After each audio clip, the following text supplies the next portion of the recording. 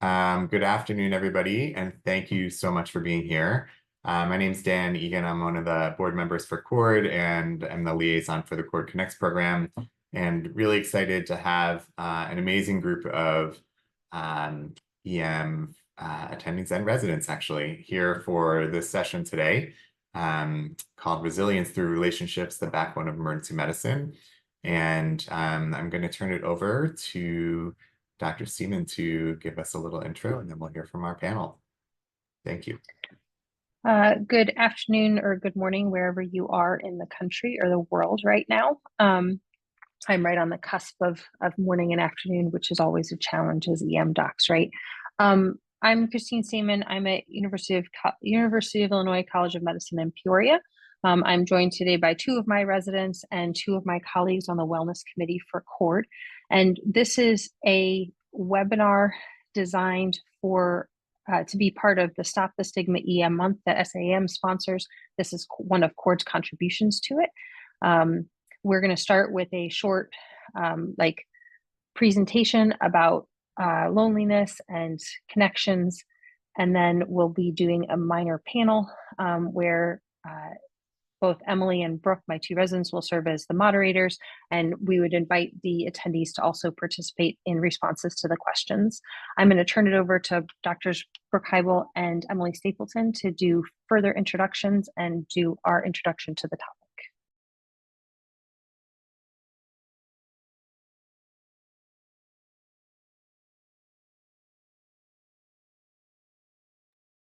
Okay, so my name is Emily Stapleton. I'm one of the third-year residents here at University of Illinois College of Medicine, Peoria in Illinois. I'm also joined by one of my co-residents, Dr. Brooke Heibel.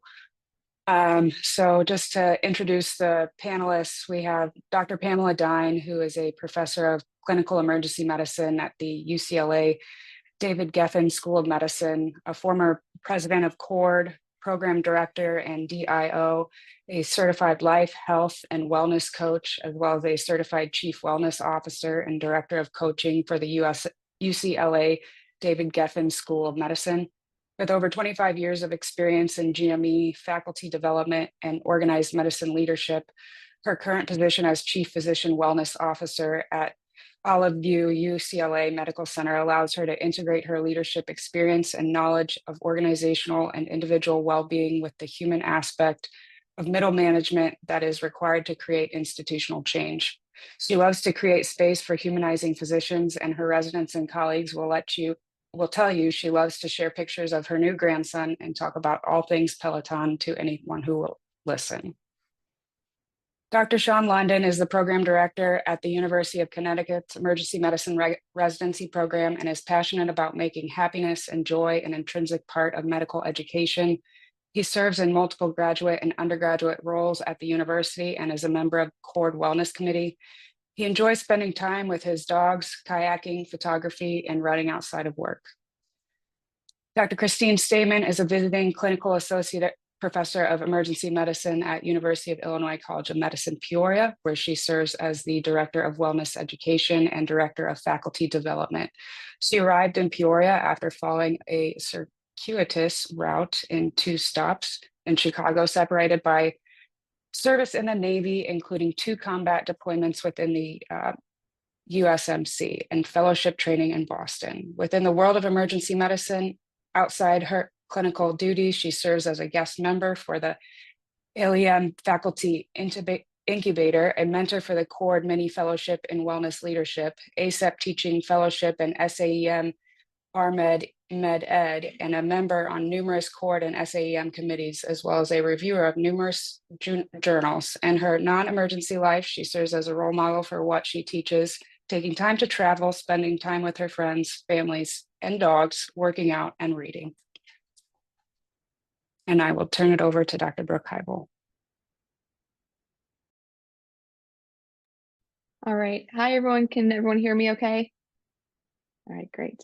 So our talk today we've called Resilience Through Relations, the Backbone of Emergency Medicine, because we felt we wanted to talk about relationships, why they're difficult, what can make them easier, and why they're important. So I think if we're going to talk about relationships and things like that, we need to talk about, maybe what is the alternative. So the first topic we'd like to talk about is loneliness. So the definition of loneliness is sadness because one has no friends or company, or the quality of being unfrequented and remote, isolation. The perception of this is an unpleasant emotional response to perceived isolation. Loneliness is also described as social pain. Through our research, we found there was a lot of information that was gained through the COVID-19 pandemic. So data for loneliness out of the COVID-19 pandemic showed 87% of emergency physicians reported feeling more stress since the onset of the pandemic, as well as 72% reported experiencing increased professional burnout.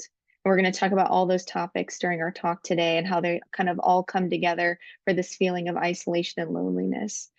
One interesting marker that they used in this time was social media usage. So social media content themes during the pre-pandemic period, during the pandemic, and across the phases of the pandemic were analyzed. Psychological constructs evaluated included anxiety, anger, depression, and loneliness. Compared with the pre-pandemic period, there was significantly less positive and concordantly more negative language used during COVID-19. Estimates of loneliness, anxiety, anger, and depression also increased significantly during COVID-19. When they analyzed why this was or what could have caused this effect, they saw stress stemmed from multiple sources.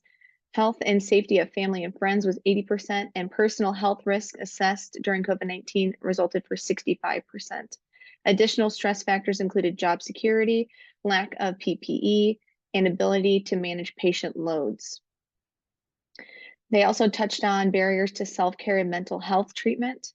So this goes during the pandemic and also beyond. So 45% of emergency medicine physicians reported discomfort in seeking mental health treatment, as whereas 73% felt there was a stigma in the workplace around seeking mental health care. 57% of people expressed concern that seeking treatment could negatively affect their job. So you could see why those feelings would definitely breed an isolation feeling, loneliness, things like that. Another study found 43% of physicians reported feelings of loneliness, indicating a feeling of isolation or lack of companionship. Prevalence of loneliness was higher among older physicians, with those aged 55 and above more likely to report loneliness compared to their younger colleagues. This indicates that the emotional strain of practicing medicine could increase over time. Okay.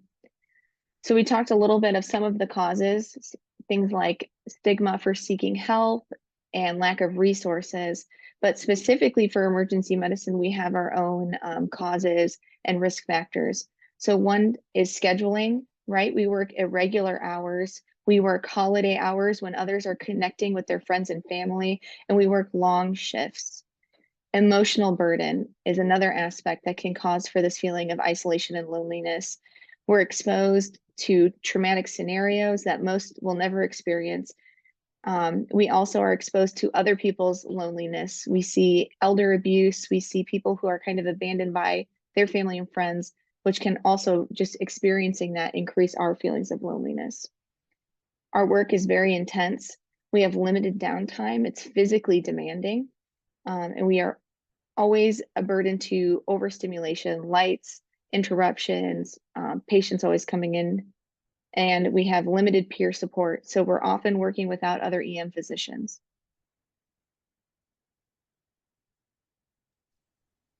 So what's the impact of this? It's an impact on our mental health, including anxiety, depression, and burnout. The assessing loneliness and other types of emotional distress among practicing physicians study found a significant association between loneliness and symptoms of depression. Physicians who reported loneliness were more likely to screen positive for depression, and this remained true even after adjusting for factors like age, gender, and hours worked. A study titled Depression Among Medical Students found depression and anxiety are significant issues among medical students, especially among females and during the early years of their medical education.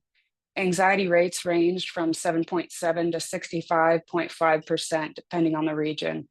This study also highlighted students' top 3 concerns contributing to anxiety, including academic performance, the pressure to succeed, and postgraduate plans. Depression affected anywhere from 27 to 30% of medical students globally. The main factors included change in lifestyle, financial stressors, family relationship changes, and academic worries with post-graduation life. This also has an effect on our physical health, including an increased risk for cardiovascular disease, a weakened immune system, and other physiological responses. Loneliness triggers heightened stress responses, including increased cortisol levels, which over time can contribute to negative cardiovascular and metabolic outcomes. Loneliness can also contribute to sleep disruption. Hypervigilance caused by loneliness impairs the ability to relax, reducing sleep quality and restorative sleep, which further exacerbates stress and health issues. Furthermore, it contributes to gene expression. Chronic loneliness is linked to changes in gene expression related to inflammation and immune function, contributing to long-term health problems once again. Loneliness can also contribute in many ways to our patient care. When we're feeling lonely, it can often contribute to subpar care and decreased empathy. And then loneliness also has social impacts, obviously, on our cognitive and behavioral processes. Loneliness heightens vigilance for social threats, including negative social expectations, cognitive biases, and behaviors that further isolate the individual. This creates a self-perpetuating cycle where lonely individuals experience worse social interactions, confirming their fears of rejection or social exclusion. And burnout. We can't avoid talking about it. How are burnout, loneliness, and relationships related? Burnout is defined as physical or mental collapse caused by an overwork or stress. It is characterized by emotional exhaustion, cynicism or depersonalization, and a low sense of personal accomplishment. Even before the pandemic, healthcare worker burnout had reached critical levels, with 35 to 55% of nurses and physicians and 45 to 60% of medical students and residents experiencing burnout. Burnout leads to reduced patient care quality, increased medical errors, and more healthcare-associated infections. It also results in high turnover rates and significant financial costs to healthcare systems. Burnout is linked with mental health challenges like anxiety and depression, and some workers experience moral distress where they feel unable to provide optimal care due to systemic limitations. Overall, this setting fuels loneliness. An empirical review found loneliness often predicts the onset of depression, but not vice versa. The abbreviated Maslach Burnout Inventory study found that physicians who felt lonely were more likely to show signs of burnout, particularly emotional exhaustion and depersonalization. Okay, so let's talk about relationships. So what are some examples of relationships that we have in our field of work? We have coworkers, we have mentors, we have mentees, we have patients, we have our personal relationships, and we have family. While we talk about relationships, I want to highlight some key factors to making lasting relationships. So especially in healthcare, vulnerability is essential for real connection among clinicians. By sharing their struggles and acknowledging their emotional challenges, healthcare workers can create more supportive and cohesive team environments. Vulnerability in healthcare settings is not about oversharing personal problems, but about being open to discussing professional difficulties and showing empathy towards other colleagues, which we'll talk on more next. Okay. So what is the importance of relationships? Relationships increase your sense of worth, belonging, and help you feel less alone. But remember, what's equally important, making relationships does not outweigh sustaining your already established healthy relationships. It's quality versus quantity. Poor relationships can have more negative effects than a lack of relationships. Research has indicated that strong social connections reduce stress. The presence of supportive relationships triggers the release of oxytocin, which can buffer a stress response. Long-term studies like the Harvard Study of Adult Development showed that strong relationships are one of the most significant predictors of health and longevity. Individuals with close, positive relationships are healthier and live longer than those without such connections. Specifically for healthcare workers, the stress of caring for patients, long hours, high-stake decision-making can be mitigated by supportive relationships with peers, mentors, and supervisors. Studies have shown that healthcare workers with solid social support report lower levels of burnout and higher job satisfaction. Healthcare workers who feel a sense of belonging and connection with colleagues are more likely to be productive, engaged, and committed to their organization as well as their work.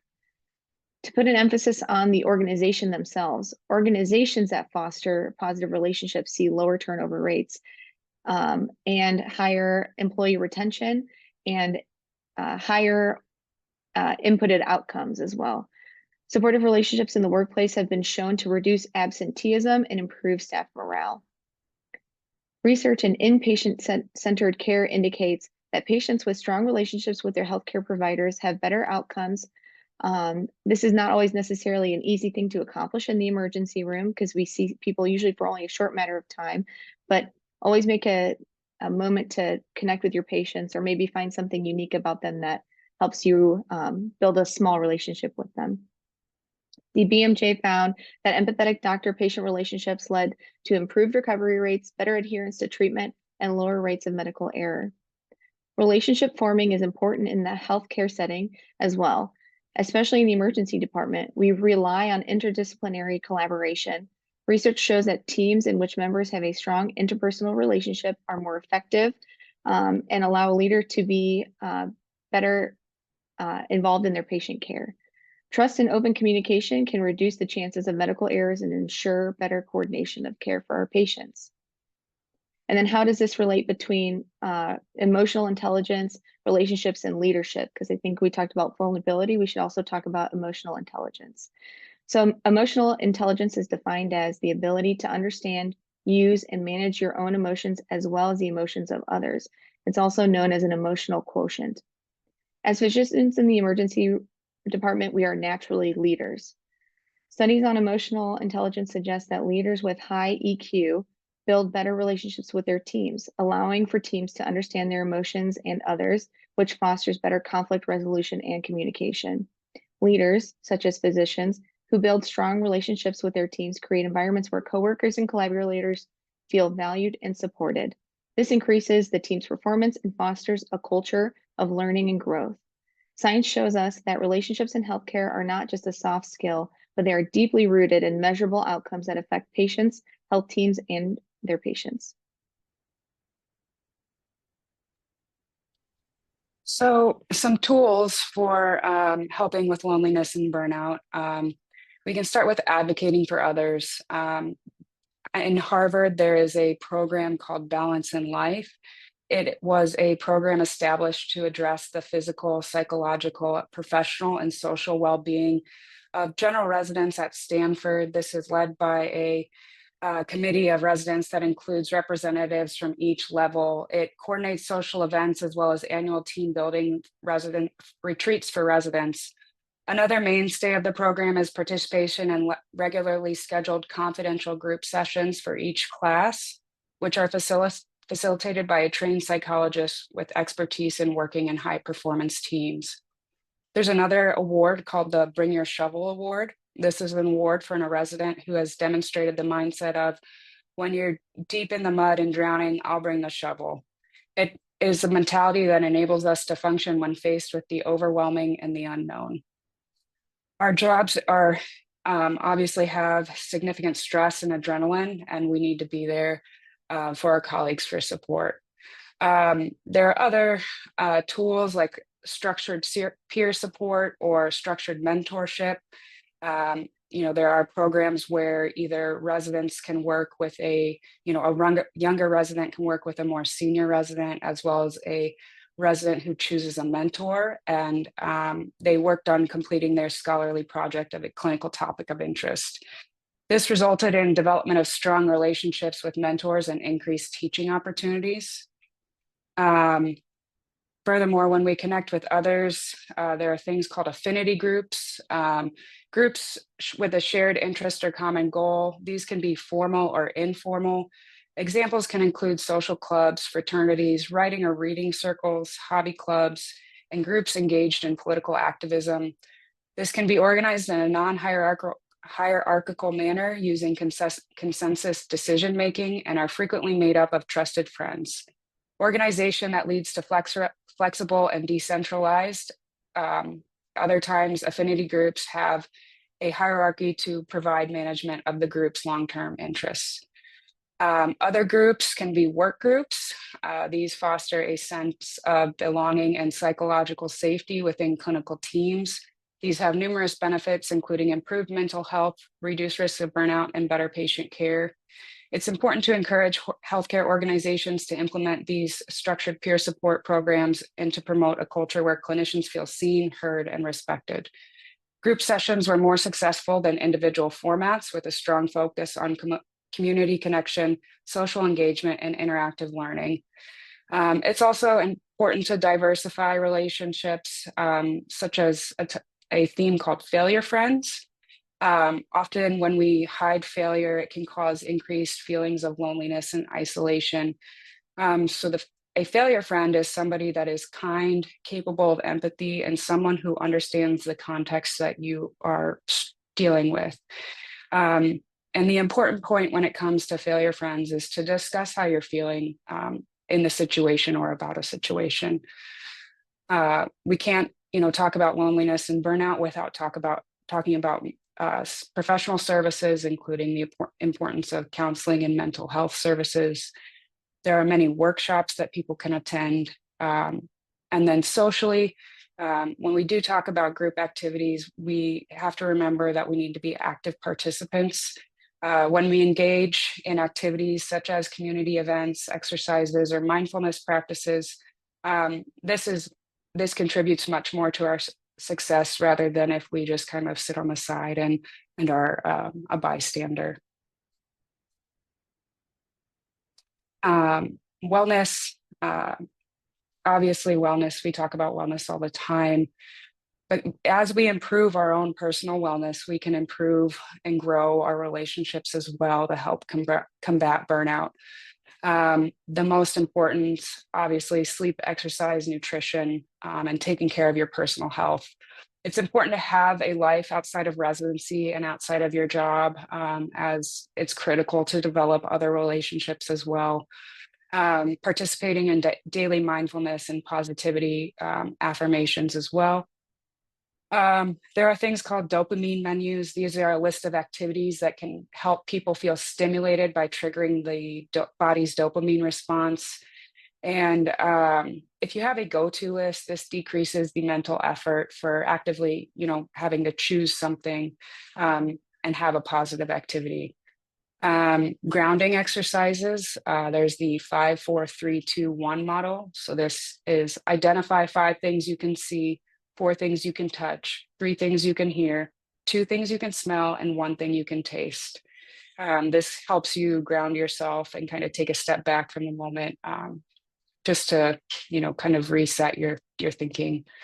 And then also visualizing and turning down that emotional dial when, just life becomes very, stressful and overwhelming can help with this as well.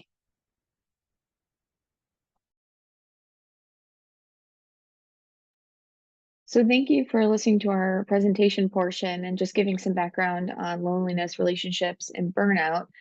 Before we proceed to our panel questions, do either any of the panelists or anybody watching the presentation have any comments or questions that they'd like to address before we start with some more specific questions? I do have a comment. I thought that was a great summary of some useful things and a great definition of the program. But I think you really hit on one thing that's important, which is the notion of the connection with people being part and parcel with shared experiences that you build together, and developing those relationships and how you're able to kind of put together the failure friends, the team that are with you, come from the fact that these are people that you made an investment with outside of work. It's not enough just to be in the trenches with someone. The people who, for me, have always been there and are, someone who is a mentor and someone who, after a bad shift, is the person that it's not just what you need from them, it's what you've given them. It's the investment that you've made in them in that relationship over the long term. And it was great that you pointed that out. I think the other thing along those lines is that as we grow, our failure friends, our relationships, who's the first person we call on a good day or on a bad day is going to change because you change and your interactions change and your experiences change. And I think giving yourself permission that the person you called 10 years ago when you had a bad day is not necessarily going to be the same person you call this afternoon if you've had a bad day at work, and giving yourself permission that it's okay and to mourn the changes in the relationships, but to know that you have to keep building them as they go. I love all that notion of giving yourself permission to realize that you ebb and flow over time. And I think the relationships with our colleagues, in particular our nursing colleagues in the emergency department, is super crucial, like taking the time to learn their names, even though sometimes that's really hard because they wear their badges backwards, or you know, they don't want the patients to know their names, that kind of thing. Like taking the time to really know the people and chatting them up when there's a moment and sharing something. Like in the intro, in my bio intro, I said, you know, I share pictures of my grandson freely and talk about, you know, life stuff all the time, because that's what I think really contributes to the people, just the collaboration and a solid presence in the emergency department, so that when the, you know, when shit hits the fan, they know I'm a real person and I'm going to be there for them, and I'll, you know, and they're going to be there for me. I can't tell you how much that makes such a difference. Just the other day, I said something, and you know, I called and I just said to the nurse across the desk, I was like, "Hey, Lauren, can you blah blah blah?" And she goes, "You know my name." I'm like, "Yeah, I do." And she's like, "I didn't think any of the attendings knew my name." And I'm like, I make it a point to learn people's names because it actually makes a big difference. And that, I mean, are these nurses my friends? No, but I make the effort to build a relationship so that we can be there together and not feel so disconnected. It just makes patient care better. Thank you. All great points. Thank you guys for each giving kind of a different spin and an emphasis on an important part of failure friends and just building relations in general. So we don't have any questions in our question area quite yet. So we're going to go to some that we've thought of for you guys. I'm going to let Emily and Dr. Stapleton read some off for you. So we'll start with, you know, emotional vulnerability. What are ways physicians can balance the need for emotional vulnerability while maintaining, you know, this resilience and efficacy in high stress situations? And how do we think that residency programs can better incorporate training on this to, you know, help maybe prevent or reduce loneliness moving forward into our careers? I think one of the first things that you can do is make sure all your attendings do it, because we set the examples, right? So if I can stand up and run a code really well, and then make sure I take a moment of silence for everybody, I incorporate everybody's opinions into what we're doing, if there's anything else that we can do, and then afterwards make a point of debriefing and finding the resident and saying, hey, these are the things that I struggled with when I was learning how to do codes. I saw you do some of the same. These are how I overcame them. And using it as an example of sharing that other people have been there too. And this is how you can make the changes and get past them so that you can continue to be efficient. And especially if they see someone that they really admire doing it well and them saying, hey, I had the same problems. I think that's going to be a really huge one to help residents incorporate those things. But again, it's allowing everybody to have that opportunity to not necessarily screw up, but to say, hey, this was hard. Pulling the door closed to the doc box and taking a couple seconds to take some deep breaths and maybe even shed some tears for the life that was lost in a hard situation, that type of thing. And showing that you actually have some compassion and personal feelings as well can be very helpful. And I think that's very important. And I think the way Christine mentioned sort of the intention of closing the DocFox door is important, because it's, the healthy kind of vulnerability is showing that you are, the person that everyone on the staff can depend on when the going gets tough and a shovel is needed, as was mentioned earlier. But the key is that you're able to compartmentalize a little bit, that you can you can bring the fire when it's needed. But there are other times when I think you're having an academic discussion about what to do with the patient, and a faculty member sharing an anecdote about a similar situation when they felt stuck and their way out of it. And there's a difference in that between saying, just spitting the answer out that you have come with after 10 or 15 years of practice, that makes it seem like you were just, born a wizard, which is not true for any of us, which is that, showing your work and being honest about the hard lessons that you've had to learn, and giving people the space to fail and bump into walls in their own journey, and understanding that as long as you come back from that difficult shift better, that failure with a lowercase f is not a bad thing. That's part of your post education. And I think also having the culture as such that when you're at M&M or CQI or whatever you call it, when making it such that it's okay that the people whose case it was feel comfortable speaking up and saying, like, look, this got away from me. And that the reason why that's important is because when the people that everyone in the department looks up to have the fortitude to say, this didn't go the way I wanted, and this is what I learned from it, that also shows that, like, the people who are in their first or second year of residency and don't feel comfortable in this very, very difficult job, it normalizes the struggle, which I think is important.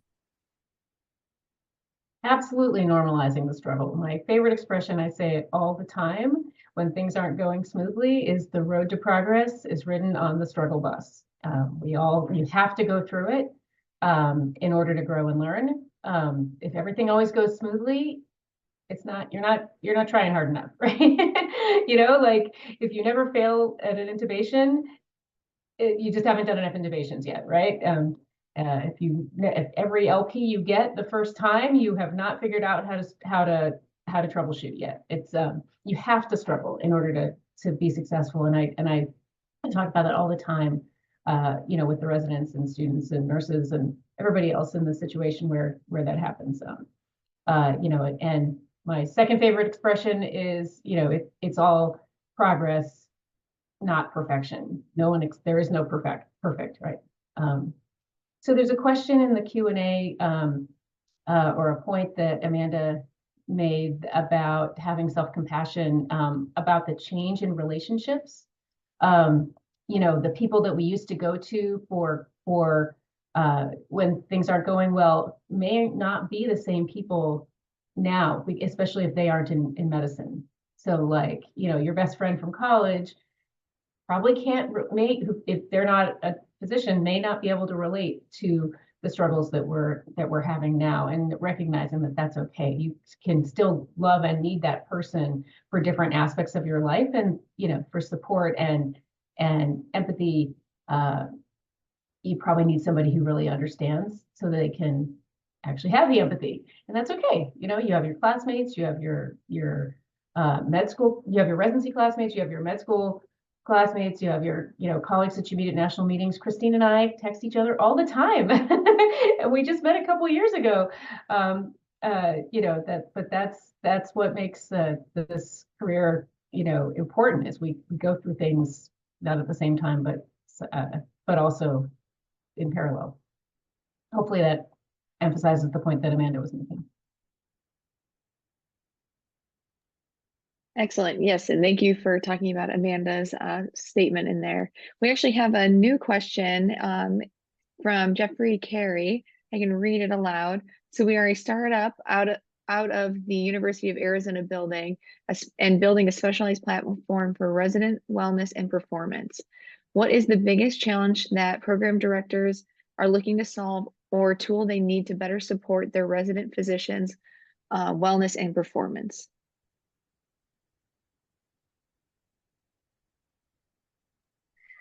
I mean, It's a tough question. I'm not a program director. I got pulled in as the director of wellness education.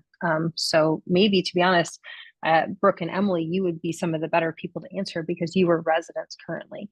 I think the biggest tool that I've seen that has helped me really connect with my residents and provide them that tool. And again, Emily and Brooke can speak to this because they're the ones who've suffered through my attempts at wellness for the last 2.5 years. Is having a way to find out what your residents want, because what my residents want and need, based on the breakdown of their demographics and their families and where we are and the costs of living in my area, are going to be very different than what the residents that Pam works with needs in LA and what the residents Sean works with in Connecticut are going to need. It's just a different, just an overall different. In general, I mean, I think you need ways to recognize people who do well, have an outlet that is maybe not tied to the program leadership. In case you have something going wrong, you have a safe space to go. I feel like that's one of the biggest advantages for me of not being part of program leadership. I'm core faculty, but I'm not program leadership. So if people have issues, it's kind of kept separate from program leadership unless it really needs to go there. And just, I think, like I said, I think figuring out what your residents need is going to be one of the biggest things that you can help people do. I mean, I think a lot of it is that we all wish that there was a health stream module that was like, you know, the wellness magic. But in a sense, you know, some of the tools that I say this generically are kind of part of the problem. It's like when you know, sometimes people will schedule wellness events that sound great, but they're eating into your evening time with your partner, or the time that you would have worked out after your shift, when that was like your 1 hour of me time. And then, yes, it's nice to go to like a mixer with other residencies, but it feels like it's a burden. And doing things that are not a burden, and finding ways to give back and to sort of refill the well by giving someone an hour during the workday that they wouldn't have been able to spend time connecting with faculty members that they wouldn't ordinarily know at conference. It feels like a gift because it's something that you didn't have, and you got something back. It's those things that I think promote connection in a genuine way, but that don't have an opportunity cost as part of the remedy, that I feel like are some of the most important things that we can do for residents. And again, Brooke and Emily, please jump in. So I think there's sort of two concepts, and you know, we know this, that there's supporting those who are struggling and not doing well, right? And what resources, to answer Jeffrey's question about what is there a tool or something they need, understanding the, you know, what is available to help to really support someone who's struggling in terms of mental health resources, substance use support resources, whatever a resident really needs, what's available in their health system, you know, for the residents on their insurance, et cetera, really being able, and then knowing where those things fall short too. So our residents at UCLA have a lot of resources available to them, but do they actually know them, how to get to them, and You know, what are the challenges to making appointments? Are there challenges? That kind of stuff, like really understanding all of that. That's one piece. And then there's, of course, all the other aspects that really support overall well-being, which is, you know, much more what this topic is about, which is connection and connection, belonging, et cetera, to support that sort of prevention of loneliness and isolation. And that, I think, as Christine says, is very much you know, a local problem. So I don't know that there's a way to centralize that concept. I think the other thing that we do at our program, and again, I would love Brooke and Emily to step in and say something, but is I make a point of saying that my job isn't to make you well. My job is to help you figure out what wellness means to you and give you the tools so you can establish your own wellness. Because I think, again, everybody has a different concept of what means for them to be well. And I use the example of I have had two colleagues now, one at this job and one at a previous job, who, if you tried to kick them out as soon as their shift was over, it was like devastating to them. Whereas I'm like, peace, get me out of here as soon as possible. Because if you make me stick around for a couple hours, I'm going to be miserable and I'd rather go home. But I think that's the other big thing, is giving people space to figure out what wellness means to them within reason, obviously, because certain things, you know, not showing up to shifts, not finishing your notes on time, those obviously have to be done. But figuring it out and giving them the space to do that, and the space to actually create the boundaries that they need to make their wellness exist, is good. Yeah, and I think to highlight what Dr. Stamen said, so I think at our program, one great benefit we have with Dr. Stamen is that we get lectures that are about wellness, like she's saying, but it's not, you know, you need to acquire these things to be well. This is what your wellness needs to look like, but instead it's tools to maybe try this tool. You know, maybe you need to highlight this aspect of your life. It gives a lot of options, and it kind of just opens up the topic, which I think is much less intimidating, and it feels less like a requirement then, like something else that we have to get good at. It's something that we can work on. Specifically at our program as well, we have a couple wellness activities that are great. I think Dr. London brought up a great point where it's hard to enjoy wellness when it's impeding on maybe what your true wellness is, like if that's a workout hour, if that's time with your family, right? Because then you're kind of it feels like an obligation more so. Every year, we have a hospital-wide resident wellness day, which is protected for all residents, which is great because essentially you're off shift or the day is already protected no matter what. And it involves different activities. There's 3 different activities. One's golfing, one's going to the zoo, and then one's a pool day. But people get to bring their friends, their family to do those activities. So it feels less like it's a required event, but more so getting to socialize with your co-residents. Families can be involved, and it's a really great time, and everyone looks forward to it every year just to be able to reconnect with people. And then one last thing that we recently did. So our conference takes place on Thursdays, starts at 8 o'clock, ends at 1. The first hour of every Thursday is usually split into year.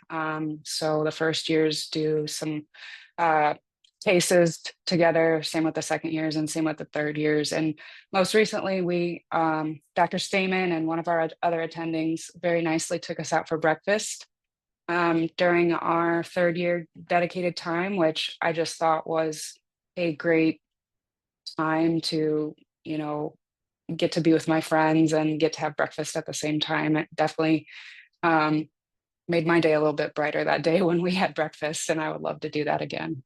So.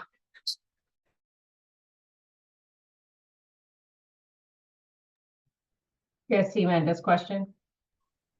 Yeah. And so then we have another question in the chat. It says, how can we get more programs to set aside conference time at more shops for wellness, such as a storytelling event for connection for residents and a well-being leader only, so that we can show support of wellness and that connections matter?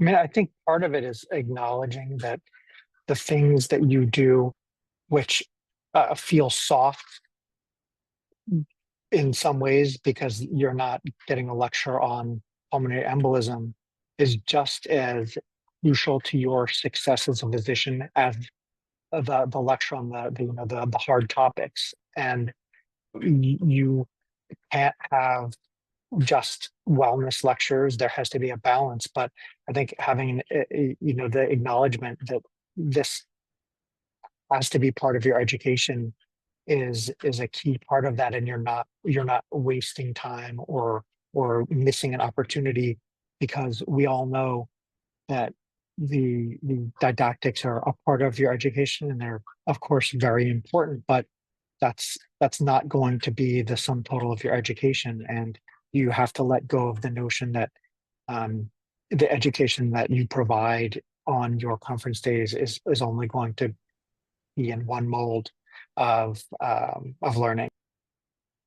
And I think along those lines, having someone who is dedicated to that wellness education and can fight for the time, which I've had to do, but I have my times and I can do literally whatever I want with those times. And if I wanted to kick all the attendings out and just have me and the residents, I could do that. But I think that having that set up so that it just fits into conference, right? I have 5 hours total throughout the year of it just fits into conference, and that's how it goes. And that's the wellness time that we have. But you have to have somebody at each shop that's willing to do that and organizing it, because it's not an easy task to just put something together and make it work well. But you also have to have program leadership that's willing to give you that time, because it's hard to fit that time in. And I know there's other lectures we could be doing. I actually tell the residents at the beginning of time is you have to sit through me for 5 hours a year, but just because I'm here, if they said, no, we don't need Dr. Stamen to talk about wellness right now, you'd be listening to something like Sean said about, pulmonary embolism or heart things or anything like that. And so you're just not going to get a half hour off or an hour off just because I'm not giving a session, right? Because this is mandated as part of your education. Another idea is to really start small too.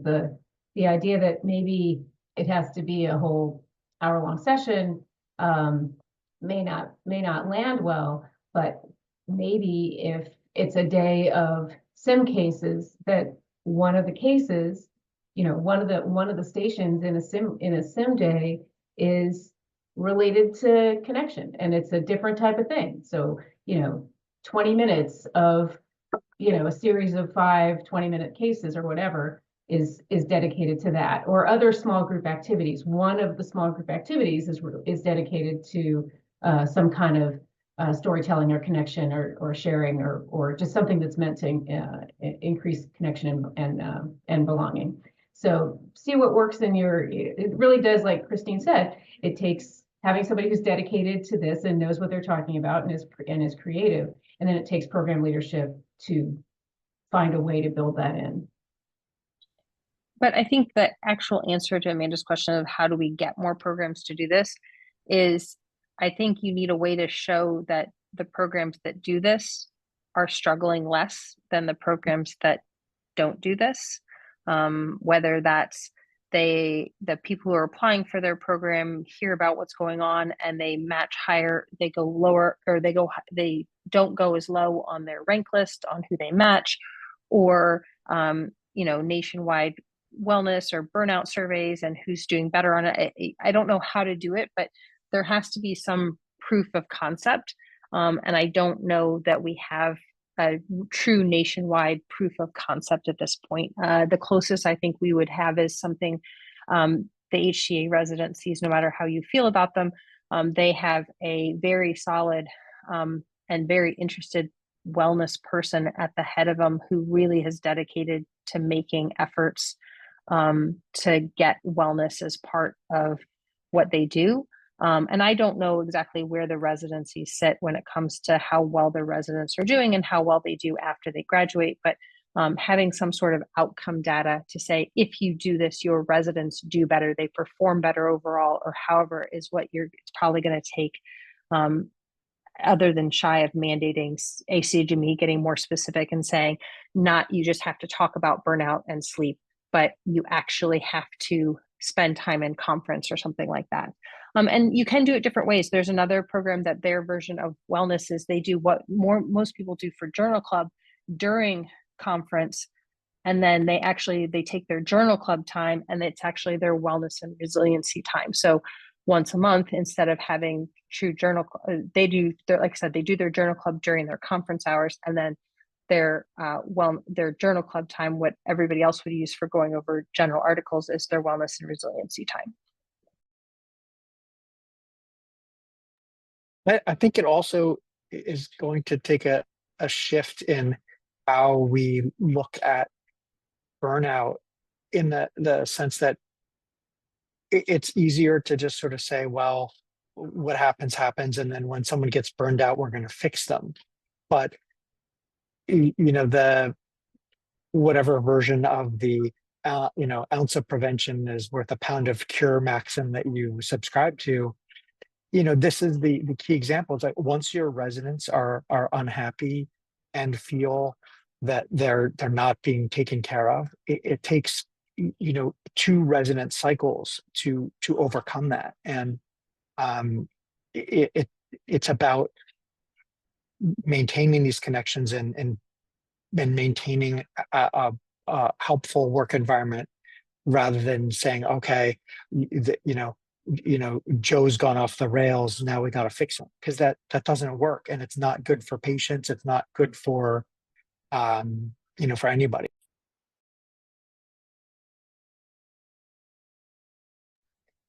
Well, I want to say real quick, I think these have been some fantastic questions. I don't know if we want to do Cindy's question about how you intervene with residents who are languishing but not full burnout, and then do a quick close, because we are getting on in time. I didn't realize it, but Sean and Pam, do you have any ideas on how you deal with the residents that are languishing? A good Adam Grant turn? I mean, from my standpoint, it's always about the why,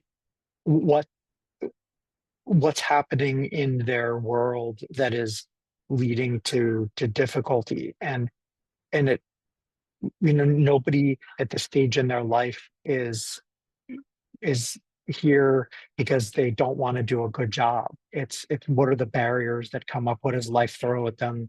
That doesn't always, some people tell you exactly what's going on, and everyone knows, but a lot of people don't. And I just have found time and time again that having understanding that there are 2 sides to every story, and that first you have to listen and ask the questions to kind of probe into the situation is by far the most important intervention, because we all know how to remediate residents in the grand scheme of things. It's it's what got them to this point that is the most important thing, and until you fix the the parts of the foundation that are cracking, you're never going to be able to build on top of that. I mean, I think it's identification of who they are too, right? Like, if someone's just languishing, like how do you even know? And I think that's the connection of the program leadership or well-being leadership, or just faculty in general, just knowing them so that you can really see when there's a change. And that's and then creating that psychological safety, that it's okay to ask questions that are a little more probing and personal, and have them know, to have somebody reach out, whether it's chief resident, one of the APDs, whoever is in that space, that can reach out and know, so that the person who is just kind of getting by feels comfortable expressing themselves, and knowing that there's this, do you want to be connected to resources? Do you want me to help you get set up with coaching or whatever's available in your organization? Just being really empathic and sensing it.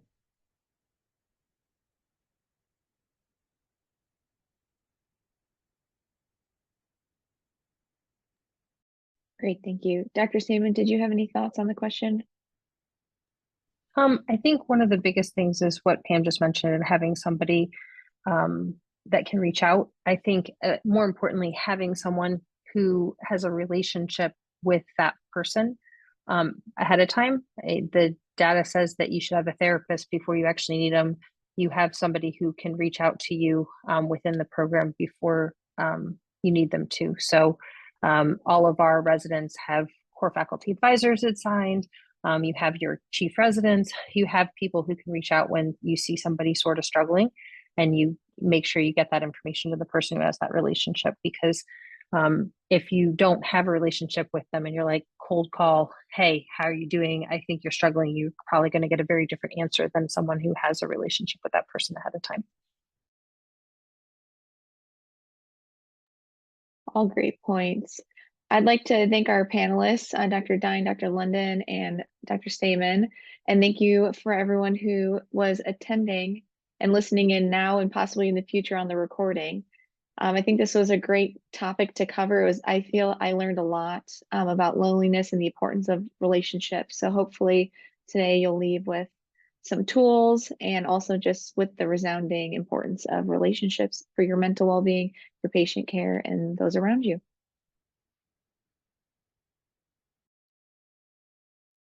Great. Thank you all so much. This is really great. And I know that a lot of people are going to take home a lot of points from it. So really appreciate all of your time.